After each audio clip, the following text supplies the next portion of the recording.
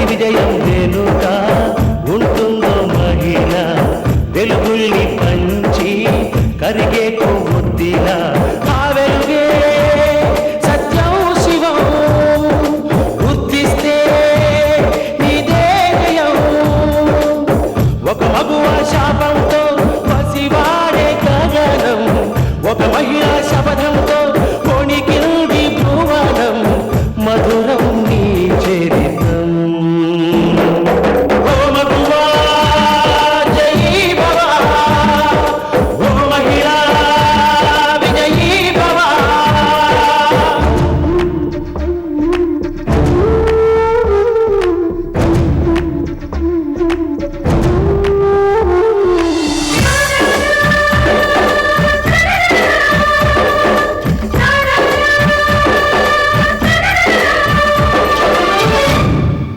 ఒట్టి మాటతో ఒక్కనాటికి రాదు రాదు జయము చిత్తశుద్ధితో చెమట వచ్చితే అందదా విజయము పిడుగురాలిన అడుగు ముందుకు వేయుడే ధైర్యము మనసు చూపిన మార్గ మొదలగా సాగని పయనము అంతులేనిది నీ సహనము సాటి లేనిది నీ త్యాగము బతుకు బాటలో ఎన్ని వెతుకులాటలో మలుపు మలుపున ఎన్ని ఆటుపోటులో గెలుపే నీ ధ్యేయం సాహసమే నీ ఆయుధం సాధించే నీ ఆశయం సాహసమే నీ ఆయుధం సాధించే నీ ఆశయం 2 నెలల అడ్వాన్స్ తిరిగి ఇమ్మని అడిగాడు. ఇప్పటికిప్పుడు ఇవ్వడం కుదరదన్నాను. తర్వాత వచ్చి తీసుకుంటానంటూ ఇల్లు ఖాళీ చేసి వెళ్ళాడు. మీరు చెప్పేది నిజమా? అబద్ధం చెప్పాల్సిన అవసరం నాకేంటి? వెళ్ళండి వెళ్ళండి.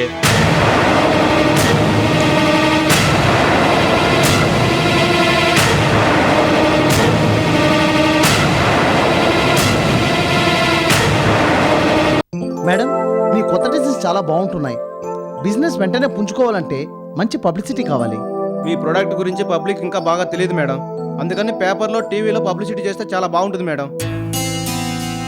శాంతి, వీళ్ళు చెప్పేది బాగానే ఉంది. ఏమయ్యా మేనేజరు, టీవీల్లోనూ పేపర్లోనూ పబ్లిసిటీ చేయడానికి ఎంత అవుతుంది? చాలా ఖర్చు అవుద్ది మేడం. చాలా అంటే దానికి ఒక లెక్క లేదా? ఎంత అవుతుందా? ఏం మేనేజర్ అయ్యా నువ్వు? అమ్మా, పబ్లిసిటీ చేయాలంటే చాలా ఖర్చు అవుతుంది. ఇప్పుడు మనం ఉన్న పరిస్థితిలో పబ్లిసిటీ చేయడం కష్టం. ఏమండి, నెక్స్ట్ స్టాక్ రిలీజ్ చేసేప్పుడు పబ్లిసిటీ మొదలెడదాం. అలాగే సరే మేడం. మేడం, మేము వెళ్ళొస్తాం.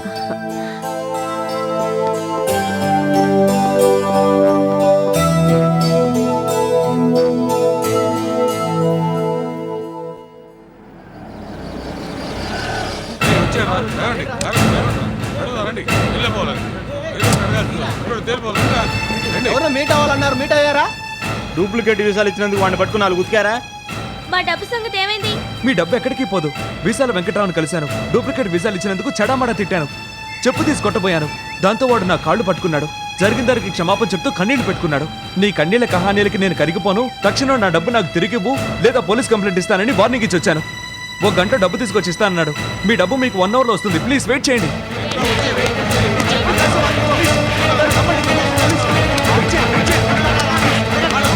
చెప్పేది నిజం, ప్లీజ్. ఏమండి, పెళ్లిన పని ఏమైంది? కొంప మునిగింది మాల్ని. అంటే మోసపోయాం. పీకల దాకా కూరుకుపోయాం. మరి వెంకట్రావు? వాడు పెద్ద 420 గాడు.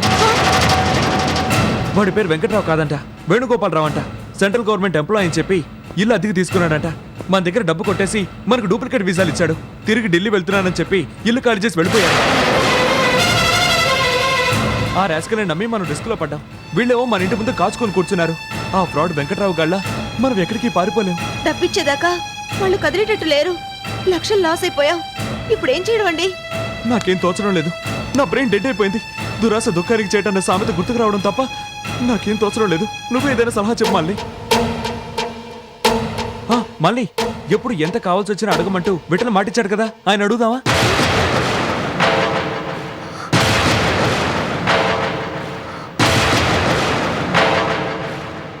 ఏంటి మళ్ళీ ఆలోచిస్తున్నావు?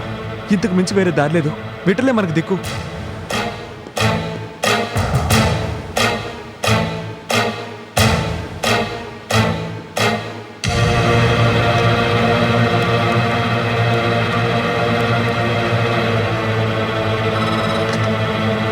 హలో. హలో విఠల్ గారా?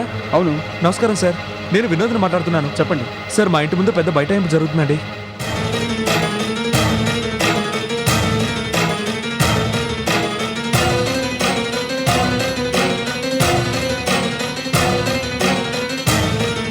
నేను చాలా డేంజరస్ పొజిషన్లో ఉన్నాను. మీరు తప్ప నాకు వేరే దిక్కు లేదు. మీరు కనుక ఆదుకోకపోతే నా చాప్టర్ క్లోజ్. బాగా అప్సెట్ అయినట్టున్నారు. అప్సెట్ అవడమా? ఆత్మహత్య చేసుకోవాలనిపిస్తుంది సార్. అయ్యో, అవేం మాటలండి. ఇలాంటప్పుడే ధైర్యంగా ఉండాలి. ఏం ధైర్యం సార్? నేను అడిగింది మీరు అరేంజ్ చేయగలరా? ఎలాగైనా మీరే అరేంజ్ చేయాలి సార్, ప్లీజ్ సార్. వినోద్ గారు, మీరు ఎంతగా ప్రాధాన్యపడాలా? మీకు ఎప్పుడు ఎంత అవసరం వచ్చినా నేను అడగమని మాట ఇచ్చాను కదా. అందుకే అడుగుతున్నాను సార్. ఇస్తాను, ఇచ్చి నా మాట నిలబెట్టుకుంటాను. అయితే నేను రమ్మంటారా సార్? వద్దు, మీరు రావద్దు. మీరు కానీ బయలుదేరితే వాళ్ళు కూడా మీతో పాటు బయలుదేరతారు. మిమ్మల్ని ఒంటరిగా వదలరు. మీతో పాటు వాళ్ళంతా కట్టకట్టుకుని నా దగ్గరకు వస్తే నాకు బ్యాడ్ నేమ్. అందుకని మీరు రావద్దు. మరి నాకు డబ్బు ఎలా అందుతుంది సార్? మీ పిఎని పంపిస్తారా? పంపేవాడినే, కానీ సమయానికి వాడు లేడు. అందుకని మీరు ఏం చేస్తారంటే మీ ఆవిడని పంపించండి.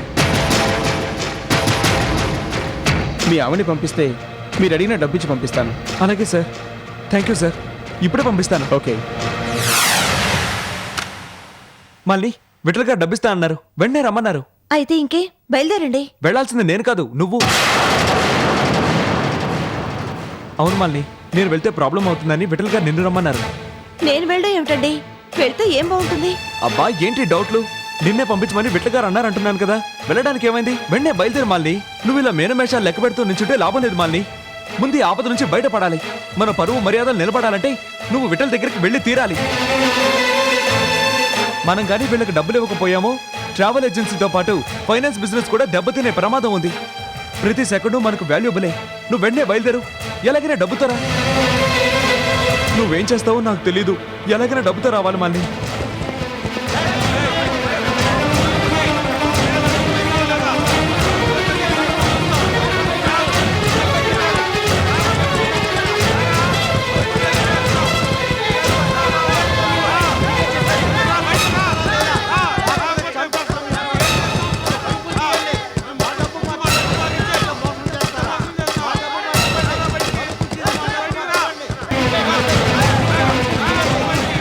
మళ్ళీ ఇంకా అలా నిలబడ్డావేంటి మళ్ళీ? వెళ్ళి డబ్బు తీసుకురా మళ్ళీ, లేకపోతే వాళ్ళు తలుపులు బద్దలు కొట్టి లోపలికి వచ్చేస్తారు. వెళ్ళు మళ్ళీ.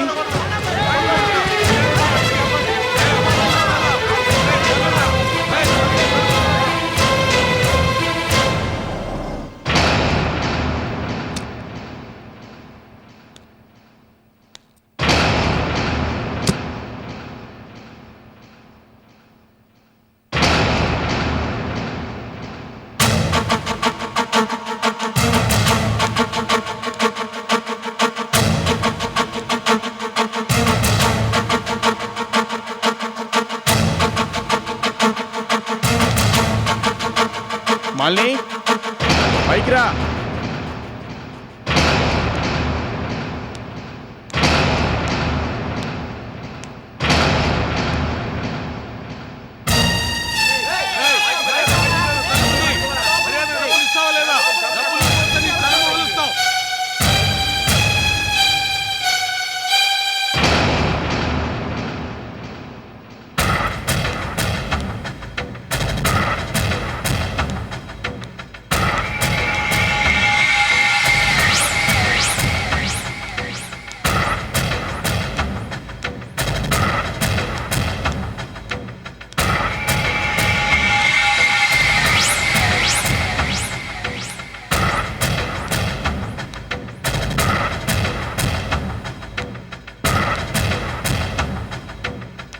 మళ్ళీ రా, మళ్ళీ కూర్చో. అంత టైం లేదు. నీతో చాలా మాట్లాడాలి. అక్కడంతా వెయిట్ చేస్తున్నారు. అర్జెంటుగా వాళ్ళకి సెటిల్ చేయాలి.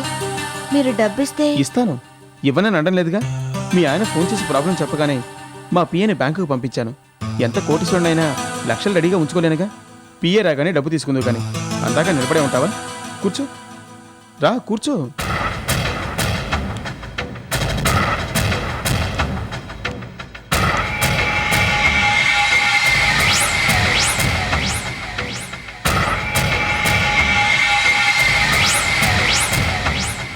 అలా మొహం చాటేస్తావేంటి మాలిని?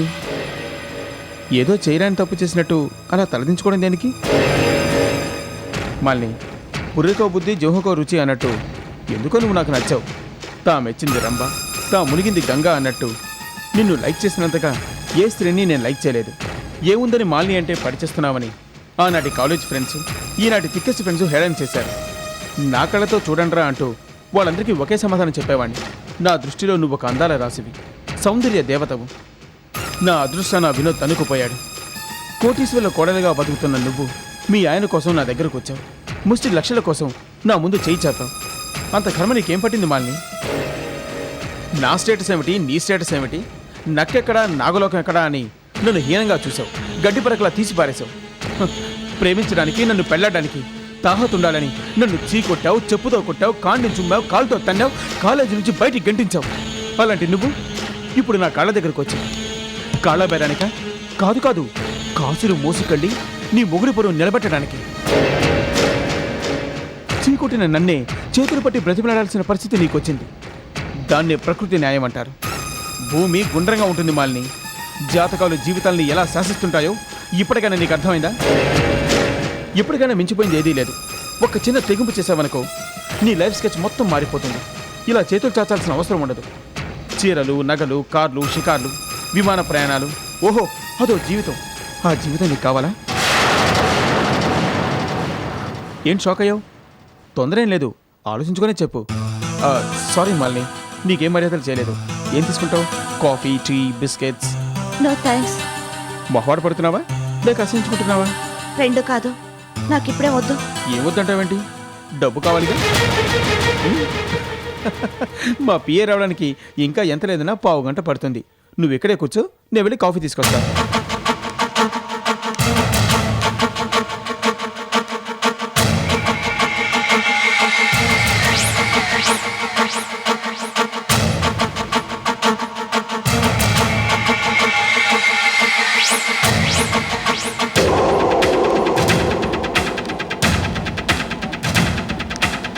మాలిని, కాఫీ.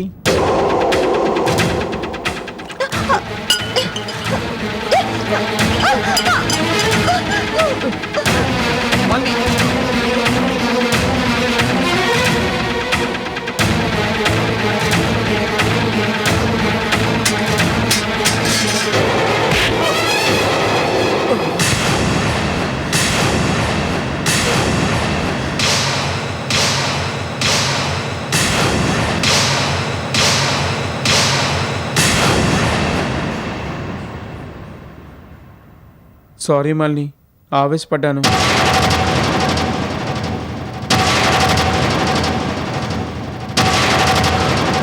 బంగారం లాంటి సారీ నా వల్ల పాడైపోయింది. Just a minute.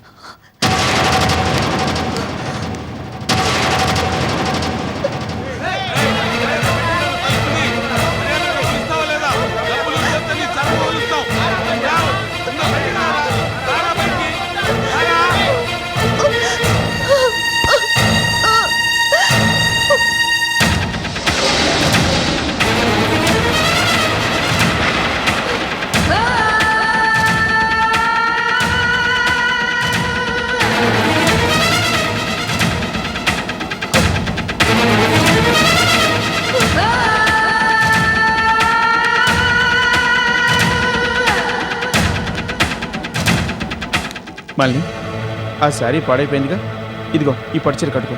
నాకొద్దు. నో, నువ్వు కట్టుకోవాల్సిందే. నాకొద్దు. చూడు, కట్టుకోనంటూ నువ్వు మొండికెత్తితే నేను క్యాష్ ఇవ్వను.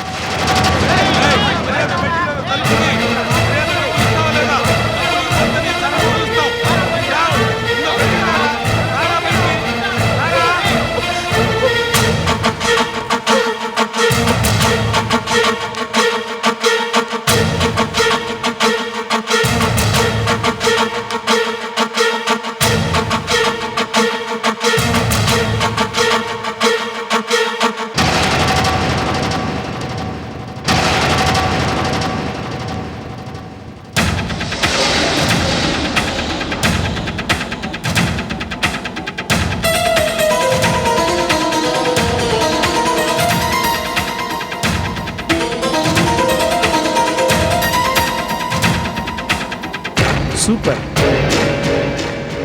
నువ్వు ఈ పట్టుచీరలో ఎలా ఉన్నావో తెలుసా? రంభలా కాదు, మోనాలిజాలా కాదు, నా భార్యలా ఉన్నావు. కంగారు పడకు. నేనెందుకు అలా అన్నానంటే నువ్వు కట్టుకున్న ఆ శారీ ఎవరి కోసం కొన్నానో తెలుసా? నా కాబోయే భార్య కోసం. కానీ నాకు భార్య లేనప్పుడు ఈ చీర మాత్రం దేనికి? అందుకే నీకు ఇచ్చాను. నా కాబోయే భార్యకి దక్కాల్సిన శారీ నీకు దక్కింది, కానీ నువ్వే నాకు దక్కలేదు. Okay okay, no problem. Sir మళ్ళీ ఇదిగో మీ ఆయన అడిగిన అమౌంట్. దీంతో మీ ప్రాబ్లం సాల్వ్ చేసుకోండి. మళ్ళీ ఇంకా అవసరమైతే ఫోన్ చేయి.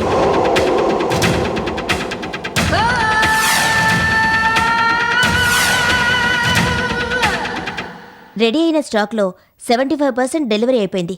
మిగతా 25% స్టాక్ కూడా ఇంకా 2 రోజుల్లో డెలివరీ అయిపోతుంది. Okay, thank you. శాంతి, మొదట్లో ఈ బిజినెస్ ఎలా చేస్తామా అని భయం వేసింది. కానీ జరిగిందంతా చూస్తుంటే ఈ బిజినెస్లో మనం అభివృద్ధి సాధిస్తామనే నమ్మకం కలుగుతుంది. చూసావా, గంట కూడా మోగింది. అమ్మా 5 అయింది, ఇంటికి వెళదాం. ఆ. ఉమ్. ఆ?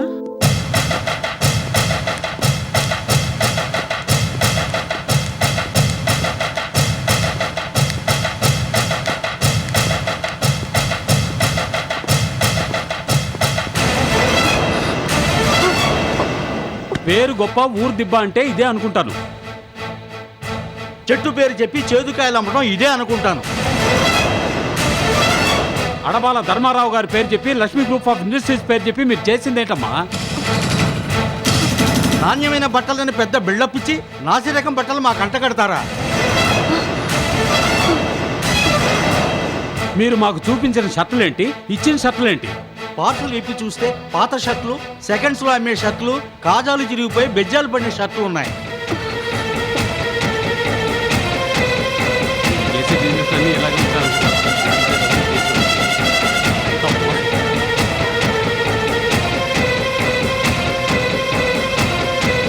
ఇప్పుడు ఏమంటారమ్మా? మీరన్న నాసిరకం స్టాక్ పంపించాల్సిన అవసరం మాకు లేదండి.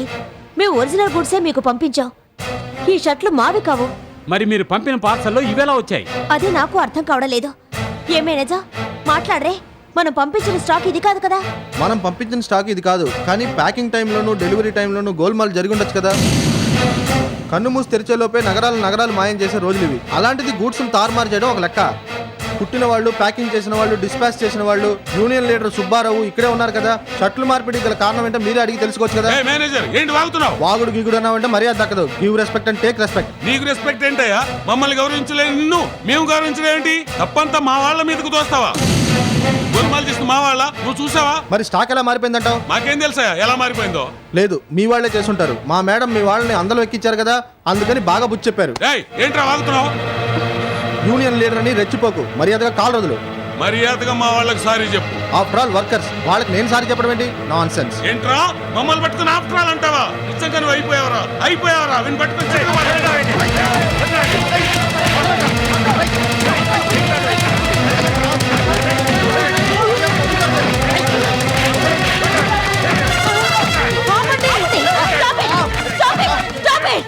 ఏంటిది? ఇది ఆఫీస్ అనుకున్నారా, మార్కెట్ అనుకున్నారా? మంచి చెడ్డ లేకుండా కనబడ కొట్టుకుంటారా? ముందు ఇక్కడ నుంచి వెళ్ళండి, వెళ్ళండి. Get out.